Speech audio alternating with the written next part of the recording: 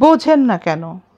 যে গরম পানি ডিমকে শক্ত করে, সেই গরম পানি আলুকে নরম করে। ঠিক তেমনি আমার আল্লাহ জানেন কাকে কখন হেদায়েত দান করতে হবে।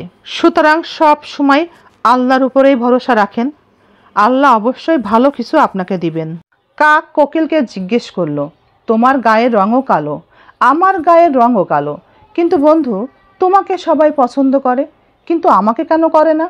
তখন কোকিল বলল, তোমার গায়ের রং কালো, আমার গায়ের রং কালো হলেও আমার কণ্ঠ মিষ্টি, আমার কথা মিষ্টি, কিন্তু তোমার ভাষা ভীষণ কর্কশ। তখন কাক বলল, এবার বুঝতে পেরেছি, গায়ের রং যেমনই হোক, মুখের ভাষা মিষ্টি হলেই সবাই পছন্দ করে, সবাই ভালোবাসে। বন্ধুরা, মিষ্টি কথার মানুষের বন্ধু বেশি হয়। জানেন তো, কোকিল কিন্তু কাকের বাসাতে গোপনে ডিম পেড়ে আসে। কি বুঝলেন? যাকে চোখ বন্ধ করে বিশ্বাস করবেন, যার প্রতি প্রচুর আশা রাখবেন, মানুষটা এমনভাবে ঠকাবে জীবনে ভুলতে পারবেন না আর। আপনি যাই ভাবেন না কেন, আপনার উন্নতি একমাত্র আপনার বউ ছাড়া কেউ সহ্য করবে না, এমনকি আপনার বাড়ির লোকেরাও না। আপনার বাড়ির লোকেরা তো আপনার বউয়ের নামে আপনার কাছে বদনাম করে আপনার সংসার ভাঙার চেষ্টা করবে, কিন্তু আপনার বউ সেই কথাগুলোকে হজম করে আপনাকে নিয়েই বাঁচার চেষ্টা করবে। ভালো স্বামী হতে হলে লাখ লাখ টাকা স্ত্রীর পিছনে খরচ করতে হয় না।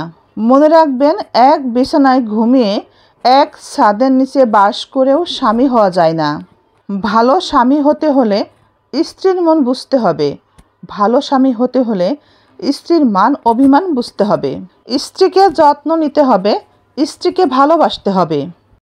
আমার জানা মতে দুই ধরনের ছেলেরা ভালো বউ পায়। এক ধরনের ছেলে চরিত্রহীন, চরিত্রহীন ছেলেরা ভালো বউ পায়। আর এক ধরনের ছেলেরাও ভালো বউ পায়, মদখোর, গাঁজাখোর, গাঞ্জাখোর। ঠিক বলেছি না? মোবাইলে সারাদিন মেসেজ করা, মেসেজ দেখা, চ্যাটিং করা, এমনকি বাহিরে এর সাথে তার সাথে ঘোরাঘুরি করাচ্ছে, স্বামীর জন্য অপেক্ষা করা, স্বামীর প্রেমে পড়া, স্বামীর যত্ন করা ভালো। তা না হলে ঘুমিয়ে থাকাই ভালো, তাতে বরং শরীর, মন, লিভার, কিডনি, হার্ট সব কিছুই ভালো থাকে। নিজের মধ্যে দুটো ক্ষমতা থাকলেই যথেষ্ট, বুঝেছেন? বলছি, শুধু দুটো বিষয়, দুটো ক্ষমতা নিজের মধ্যে থাকলেই হবে, বেশি থাকার দরকার নেই। একটি হলো নিজের মধ্যে যত ধরনের সমস্যা আছে তা ঠান্ডা মাথায় সমাধানের চেষ্টা করা।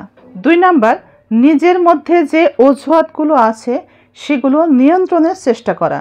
যদি এই ক্ষমতা দুটো ঠিক থাকে তবে বাকি গল্প এমনিই ঘুরে যাবে, বুঝেছেন? যদিও এই বিষয়টি আমাকে তেমন একটা ভাবায় না, তবু বন্ধুরা বলি, কিছু মানুষ আমাকে অপছন্দ করে। ব্যাপারটা আসলে এমন নয় যে আমি তাদেরকে ক্ষতি করেছি। আসলে অপছন্দ লাগার বিষয়টি প্রতিহিংসা আর অহংকার থেকেই আসে।